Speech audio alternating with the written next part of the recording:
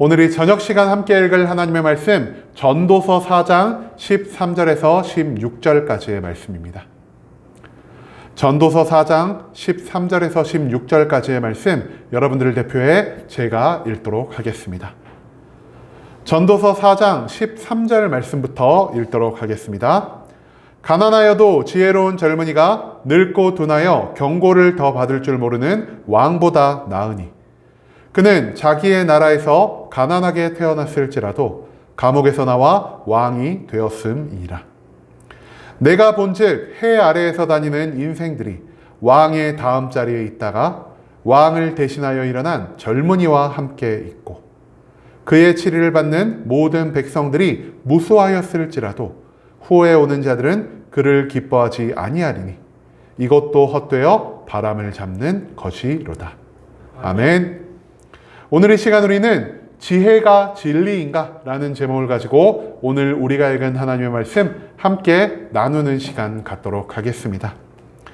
하나님 바깥에서 살아가는 모든 것이 헛되고 헛될 뿐임을 우리에게 알려주는 전도서 그 4장의 말씀을 가지고 함께 나누는 시간을 갖고 있습니다. 오늘 본문 말씀 가운데서 전도자는 우리가 최고라고 여기며 살아가는 이 지혜가 완전하지 않다라는 것을 우리에게 가르쳐주고 있습니다. 과연 지혜가 언제나 최고의 결과를 만들어낼 수 있을까요? 그리고 우리는 지혜만 있으면 이 세상의 모든 것 가운데서 참된 기쁨과 평안을 누리며 살아갈 수 있을까요? 오늘 본문 말씀 한 절 한 절 찾아보며 우리가 이 의문에 대한 답변을 발견할 수 있게 되기를 소망하겠습니다.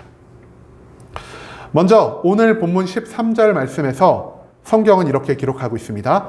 가난하여도 지혜로운 젊은이가 늙고 둔하여 경고를 더 받을 줄 모르는 왕보다 나으니라고 말입니다. 여러분 오늘 본문의 전체적인 내용은요. 어떤 왕들에 대한 짧은 이야기를 계속해서 우리에게 알려주고 있습니다. 그리고 여기서 등장하는 첫 두 명의 인물이 바로 가난하여도 지혜로운 젊은이 그리고 늙고 둔하여 경고를 더 받을 줄 모르는 왕, 이 두 명이 첫 번째 말씀 가운데서 등장하고 있는 것을 우리가 발견할 수 있습니다. 첫 번째, 가난하여도 지혜로운 젊은이는 어떤 사람일까요? 그는 비록 가난함 가운데 있지만 그 안에 지혜가 넘쳐 흐르기 때문에 모든 것을 현명하게 선택할 수 있고요. 그 현명함으로 인해 그의 남은 인생길이 모든 가능성이 열려 있다는 것을, 그의 모든 삶이 열정으로 넘치고 있다는 것을 우리가 충분히 추측할 수 있을 것 같습니다. 그렇다면 그 뒤에 나오는 늙고 둔한 왕은 어떤 자일까요?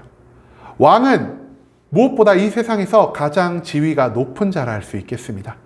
그리고 그 높은 지위로 인하여 이 세상 가운데서 모든 즐거움과 쾌락을 누리며 살아갈 수 있는 자이기도 합니다. 하지만 왕에게 결정적인 문제점이 있었으니 바로 이 왕이 경고를 더 받을 줄 모르는, 즉 지혜로운 자의 충고와 조언을 온전히 받아들이지 못한다는 이러한 단점이 있기 때문에 이 어리석은 왕, 이 늙은 왕은 그의 미래가, 그의 말년이 암울할 수밖에 없다는 것을 우리가 충분히 추측해 볼 수 있을 것 같습니다. 그리고 나서 14절 말씀에서 성경은 또한 이렇게 기록합니다. 그는 자기의 나라에서 가난하게 태어났을지라도 감옥에서 나와 왕이 되었음이니라 라고 말입니다. 우리가 앞서 두 명의 등장인물을 바라보았는데요. 이 두 명의 등장인물로 인하여 그 나라 가운데 굉장히 놀라운 일이 발생하기 시작합니다. 어떤 일이 발생하냐? 그 가난하였던 젊은이, 가난하였지만 지혜가 넘쳤던 젊은이가 그 늙은 첫 번째 왕을 대신하여 새로운 왕으로 등극하게 됩니다. 그는 감옥에서 나왔다라는 표현이 사용되고 있는데요. 이 감옥은 무엇이냐? 그의 태생적인 한계를 억죄고 있던 그 가난, 그 고통, 그 태생적 신분의 처남을 모두 극복함으로 인해서 그가 새로운 두 번째 왕으로 등극할 수 있었다는 것을 성경은 우리에게 가르쳐주고 있다는 것이죠.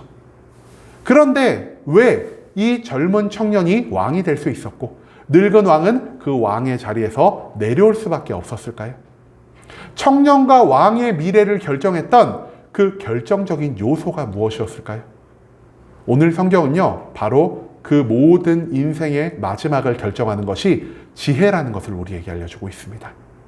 왕은 모든 권위가 있었고 모든 능력이 있었고 모든 화려한 삶 가운데 살아갔지만 그에게 결정적으로 지혜가 없었기 때문에 왕의 자리에서 쫓겨날 수밖에 없었고요.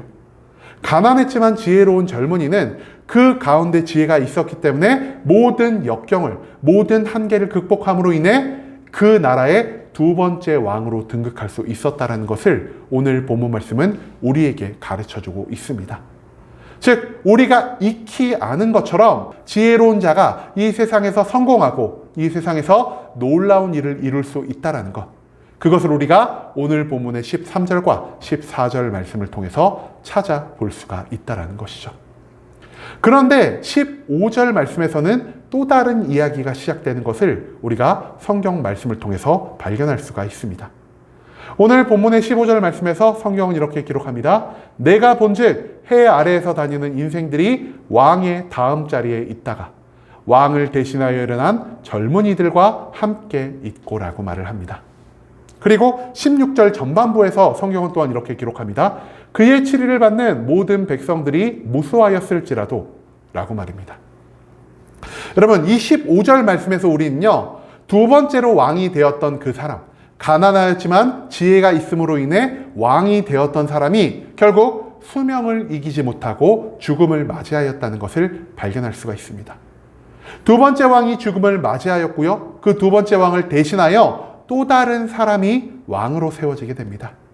그리고 여기서 등장하는 세 번째 왕은요, 두 번째 왕과 마찬가지로 늙은 사람이 아니라 어떤 사람이라고 기록하고 있냐? 젊은 사람이라고 성경은 기록하고 있습니다. 그리고 이 젊은 새로운 왕은요, 그의 치리를 받는 모든 백성들이 무수하였다. 즉, 수많은 백성들을 다스릴 수 있을 만한 충분한 능력과 카리스마가 있는 사람이었고요. 또한 그 왕의 카리스마로 인해 수많은 백성들을 기뻐하고 즐거워함으로 그 왕을 따르는 굉장히 인기가 있었던 왕이라고 우리가 또한 생각해 볼 수 있을 것 같습니다. 그런데 여기서 두 번째 왕과 세 번째 왕은 젊은이라는 공통점을 가지고 있는 데에 반해서 한 가지 차이점을 가지고 있습니다. 그 차이점이 무엇일까요?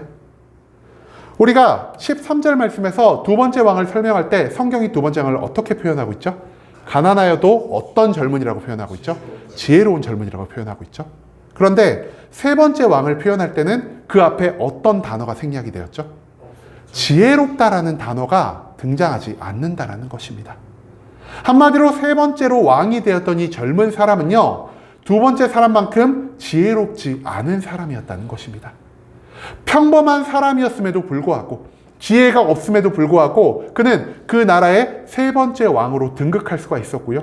왕으로 등극했을 뿐 아니라 지혜로운 왕이 경험하지 못했던 백성들을 향한 수많은 인기를 함께 얻을 수 있었던 사람이 바로 이 세 번째 왕이었다는 것입니다.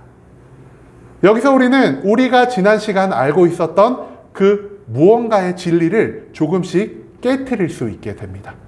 여태껏 우리는요, 지혜만 있으면 이 세상 모든 것 가운데서 내가 성공할 수 있고, 지혜만 있다면 내가 이 세상 모든 것 가운데서 좋은 것들을 얻을 수 있다라고 생각을 했습니다. 하지만 세 번째 왕의 이야기가 우리에게 가르쳐주는 것은 무엇이냐? 지혜가 없어도 왕이 될 수 있고요. 지혜가 없어도 우리가 수많은 인기를 얻으며 살아가는, 즉 좋은 것들, 하나님의 축복과 같은 일들을 마음껏 누리며 살아가는 그러한 환경 속에서 자기의 인생을 마무리할 수 있다는 것을 우리는 이 15절과 16절의 중반부 말씀을 통해서 찾아낼 수가 있다는 것입니다. 즉, 지혜만 있으면 나의 인생이 탄탄대로라고 생각하는 우리의 이 고정관념이 오늘 성경 말씀을 통해 깨어질 수 있다는 것을 우리가 기억할 수 있기를 소망합니다. 그리고 나서 16절 후반부 말씀에서 성경은 또한 이렇게 기록합니다. 후에 오는 자들은 그를 기뻐하지 아니하리니 이것도 헛되어 바람을 잡는 것이로다라고 말입니다. 세 번째 왕도요, 두 번째 왕과 마찬가지로 결국 나이가 먹음으로 인해서 그 생을 마감하게 됩니다. 그리고 이 세 번째 왕, 굉장히 인기 있었던 왕, 그 왕을 기억하는 사람들도요, 나이가 들고 세월이 흘러 모두 죽음을 맞이하게 됩니다. 즉, 세 번째 인기 있었던 왕을 기억하고 있는 자가 이제 더 이상 그 나라에 남아있지 않게 되었다는 것이죠. 이제 그 나라에 사는 모든 백성들은요, 세 번째 그 인기 있었던 왕에 대해서 전혀 알지 못하는 사람들로 채워질 수 있게 되었습니다. 그런데 그 세 번째 왕들과 함께 시간을 보내지 않았던 이 백성들이 굉장히 인기가 있었던 그 왕을 어떻게 평가하고 있죠? 그들이 기뻐하지 아니하고 있다. 한마디로 세 번째 왕을 나쁜 왕으로 평가하고 있다는 것을 우리가 또한 찾아볼 수 있을 것 같습니다. 여기서 우리는요, 우리의 생각이 다시 한번 깨어지는 것을 발견할 수 있었습니다. 두 번째 왕의 등극을 보았을 때 우리는 이렇게 생각했습니다. 아, 나에게 지혜가 있으면 나도 저 두 번째 왕처럼 성공할 수 있겠구나라고 말이죠. 하지만 세 번째 왕이 등극하였을 때 우리의 생각은 어떻게 변화되었죠? 그래, 맞아. 지혜가 없어도 내가 시기를 잘 타고나기만 하면, 지혜가 없어도 내가 사람들에게 인기를 얻을 수 있는 그 능력만 있다면 내가 세상 속에서 성공할 수 있을 거야. 하지만 세 번째 왕이 죽은 뒤의 이야기를 통해서 우리가 발견할 수 있는 것은 무엇이냐? 지혜가 있는 자도 결국 잊혀질 수밖에 없고요. 지혜가 없이 인기를 얻고 왕이 된 자들도 결국에 그 모든 인기가 사라지고 결국에는 미움을 받을 수 있는 자리까지 추락할 수 있다는 것을 우리가 발견할 수 있다는 것입니다. 즉, 이 세상을 살아가는 우리 모두는요, 지혜가 있든 지혜가 없든 모든 상황 가운데서 완전한 삶을 찾아가기가 너무나 어렵다는 것을 오늘 전도자는 우리에게 가르쳐주고 있다는 것입니다. 여러분, 우리는요, 내가 지혜를 가지고 살아간다면 나의 삶이 온전한 길로, 기쁨이 넘치는 길로 인도함 받을 수 있다는 이런 고정관념 가운데서 살아갈 때가 너무나 많은 것 같습니다. 하지만 이 말이 100% 틀린 것은 아니죠.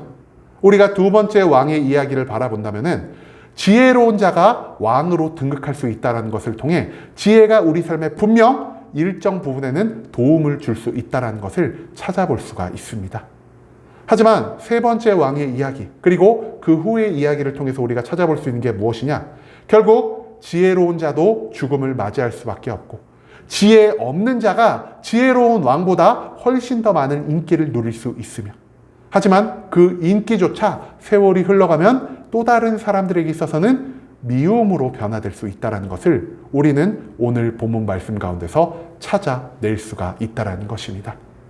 즉, 지혜만을 가지고서 우리가 완전한 삶을 살 수 있는 것도 아니요, 지혜가 없다라고 해서 우리가 완전한 삶을 살 수 있는 것도 아니요, 이 세상은 지혜 한 가지만 가지고는 온전히 모든 것 가운데서 기쁨과 행복을 얻을 수 있는 게 아니라는 것을 오늘 본문에서 전도자는 우리에게 강조하고자 한다는 것이죠. 여러분, 우리가 생각하는 지혜는 어떤 것입니까? 우리가 생각하는 지혜, 간단하게 생각해서 똑똑한 거 아니겠습니까? 내가 공부를 열심히 해서 많은 것들을 알게 되면은 똑똑한 사람이 될 수 있습니다. 내가 공부를 많이 하지 않았더라도 세상 가운데서 살며 수많은 경험을 얻는다면은 나는 현명한 자가 되어서 지혜 가운데 살아갈 수 있습니다. 또한 내가 타고난 능력이 있기 때문에 모든 선택지 가운데서 현명한 선택을 할 수 있다면 우리는 그 현명한 선택을 하는 자를 지혜로운 자라고 표현하고 있습니다. 하지만 우리가 앞서 나눈 잠언 말씀에서 진정한 지혜를 성경이 무엇이라고 말을 하고 있죠?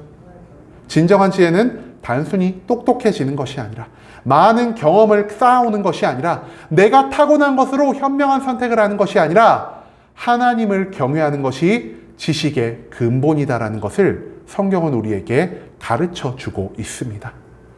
그런데 우리는 하나님을 경외하지 않고 단순히 내가 가지고 태어난 것만으로, 내가 단순히 노력하여 얻은 것만으로 내가 지혜로워질 수 있다라고 생각을 하고 그 반쪽짜리 지혜만을 가지고 이 세상의 모든 것 가운데서 승리를 얻을 수 있다라고 생각할 때가 너무나 많다라는 것이죠. 하지만 오늘 본문 가운데서 전도자는 우리에게 무엇을 말하고 있습니까? 하나님을 경외하면서 나온 완전한 지혜가 아니라 하나님과 전혀 상관없는 곳에서 발생한 이 불완전한 지혜, 반쪽짜리 지혜를 가지고서는 우리가 완전한 행복도, 완전한 성공도, 완전한 평안도 누릴 수 없다라는 것을 오늘 전도서의 말씀은 우리에게 알려주고 있다라는 것입니다. 여러분, 우리가 생각하는 단순히 똑똑해지는 것은요, 지혜가 아닙니다. 하나님을 경외함으로 인해 그 지식의 근본 대신, 지혜의 근본 대신 하나님과 내가 매일매일 동행함으로 인해 얻을 수 있는 그 참된 지혜를 통해서만 내가 이 세상 가운데서 모든 좋은 것들을, 모든 구원을, 모든 평안을 얻을 수 있다는 것을 우리는 오늘 본문 말씀을 통해 기억해야만 할 것입니다. 여러분, 전도서의 주제, 제가 매번 말씀 나눌 때마다 여러분들께 강조드리고 있는 것 같습니다. 전도서의 주제가 무엇이죠? 전도서의 주제는요, 하나님 바깥에서 살아가는 모든 인생들이 헛되고 헛될 수밖에 없다는 것입니다. 이와 마찬가지로 하나님을 경외하지 않음에서 발생하는 모든 지혜들도 헛되고 헛될 수밖에 없다는 것을 우리가 오늘 말씀 가운데서 기억할 수 있기를 소망합니다. 이제는 우리가 나의 능력으로, 나의 노력으로, 나의 경험으로 하나님 바깥에서 온전한 지혜를 얻을 수 있을 거라는 이 어리석은 생각을 내려놓을 수 있기를 소망합니다. 오직 하나님을 경외함으로 내가 하나님과 동행하는 진리 가운데서 살아갈 때, 그리고 그 진리 안에 있는 하나님의 모든 구원과 축복을 경험하며 살아갈 때 나의 인생이 온전한 승리 가운데로, 나의 인생이 하나님이 기뻐하시는 완전한 성도의 삶으로 거듭날 수 있다는 것을 기억하시며, 이제는 불완전한 지혜가 아니라 하나님을 온전히 경외하며 살아가는 순복음 함께하는 교회 모든 성도님들이 될 수 있길 간절한 마음으로 소망하겠습니다.